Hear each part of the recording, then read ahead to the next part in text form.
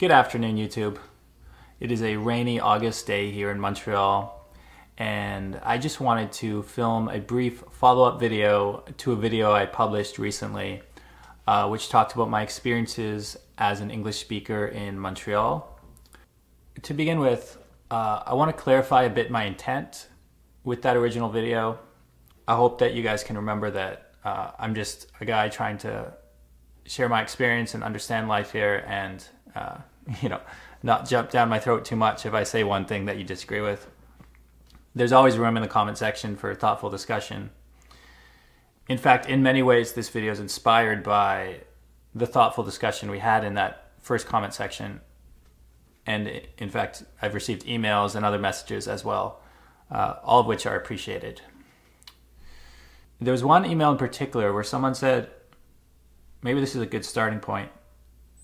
Someone said, Dan, what I felt from your video essay was an expression of the sorrow of your experiences in Montreal. When you first arrived, there's a simplicity, not to your way of thinking, but simplicity to how you view Canada and in fact Quebec.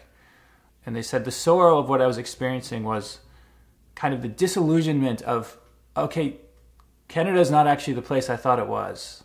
And I can't move to somewhere like Quebec and have the same rights or even respect on some base level as I would in other parts of Canada. And the sorrow is understanding that we had a vision for this country which has not actually come true. And what this thoughtful email, which was written in very eloquent French, by the way, expressed was that is the same feeling that Quebecois experience when they go to other parts of Canada and experience that, yes, legally I can move here. I can try to make a life here. But I'm losing not only my ability to function daily in my preferred language, but also my national identity. In this case, the nation of Quebec. For a Francophone Canadian to move from Quebec to other parts of Canada and lose that national identity that they felt. What this person was suggesting is that I also lost my sense of, I'm at home in my own nation anywhere I go. I'm at home in Canada anywhere I go. I may have led some people to be disappointed by the choice of title that I used for that previous video, which was, as an English speaker in Montreal, you will never be equal. And at least one person in the comment section replied with, as a French speaker in Canada, you will never be equal. I just want to state openly that I agree. And I would watch that video. I would actually be very curious to know more about that experience. A direct report of someone's experience. Moving from Quebec City to Vancouver or something. The struggles they experienced. Was there that same disillusionment? I think it's valid to talk about these things. And I'm just a sample size of one, but as an Anglophone, I would not be offended and be like, well, what did you think would happen, you dummy? Don't come to Vancouver if you don't speak English. Don't try to do this. Don't try to move across your own country without learning about the linguistic history. Of course, I would say it's not quite a direct comparison, since Montreal does have a sizable Anglophone minority that's always been here. If you look at the flag of Montreal, we have a symbol in each corner. We have the French, the English, the Scottish, and the Irish, indicating the contribution of these different ethnic groups to the early history of Montreal.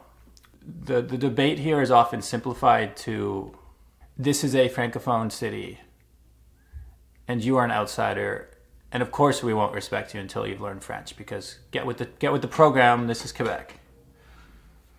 The reality is more complicated than that. I think there were periods, perhaps prior to the Quiet Revolution in the 60s, when Francophones felt oppressed in their own province. All or most of the wealthiest people in a city like Montreal were Anglophones. They hired Anglophones, and Francophones felt that they were second class in their own city. A city that was founded by French settlers in a place named Quebec.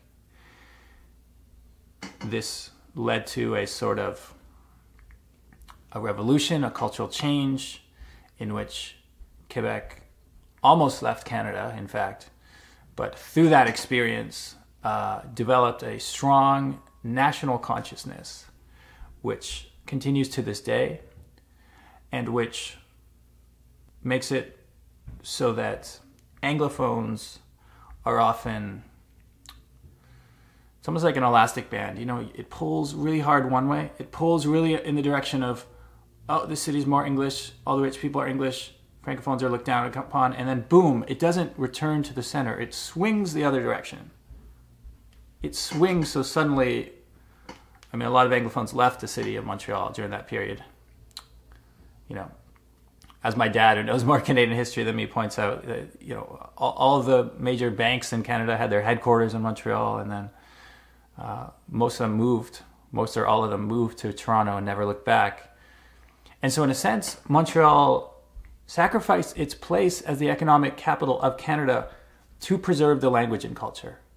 Consciously. It was a conscious decision that, you know, in this capitalist age we live in, very few places can claim to have, you know, put money aside to such a strong degree as the province of Quebec and the city of Montreal did. You know, they're saying our cultural preservation is more important than riches. If people have more context to add on that point, I'm all ears. I don't fully understand the history, but that's how it's been explained to me, and that's how I currently understand it. That period in history, at least. And so it makes sense that people are extra protective of not seeing the English come back and make a lot of money and return Francophones to the same situation. You know, I understand it. I understand the context of what we're coming from. But I think that two rights, or two wrongs, rather, don't make a right.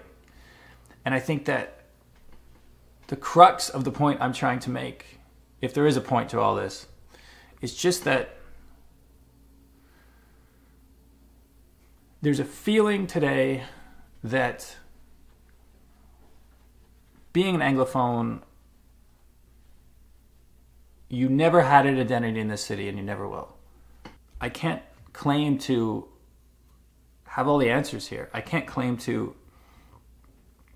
know how to needle that thread between both making the case for an Anglo identity in Montreal while also not turning this place into another mini Toronto.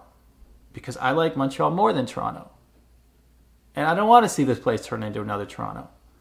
Also, my intent is not to be the Anglo language guy or whatever, you know. If there's one thing I've learned from all my traveling I've done, it's that the world is more similar than we are different. And that most people basically want the same thing. Most people just want a safe place to live, a nice community around them that they can feel a part of. They want a better future for their kids. They want a good education for their kids. They want clean tap water and good food and good celebrations. And that's what we all want.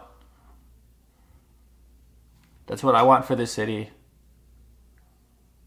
That's what Francophones want for the city. That's what Anglophones want for the city. That's what bilingual, trilingual, quadlingual, I don't know what comes after that, multilingual, you know, that's what all the linguals want here.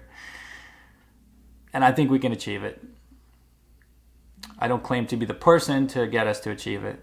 I just claim to be someone who has lived here for 5 years, who has experienced a lot of beautiful things and a lot of cool people in this city, but has also been disappointed at times by the scars of the past, which continue to haunt this city and make it difficult for Anglophones to reach their full potential in Montreal. Also, I just want to express gratitude to all the Francophones who have left thoughtful comments in English and French. I read them all and try to help me on my journey to understanding Quebec and to filling in the gaps of what I don't know and for,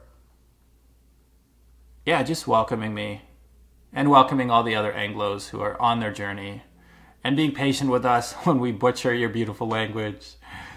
And I know I'm talking about, the more glass half empty side of things right now. But there's the other side where the glass is half full. And there are many days that I just focus on that and I see this beautiful society for the accepting place that it often is. And that is also a true experience, worth remembering. So, once again, thank you all for listening.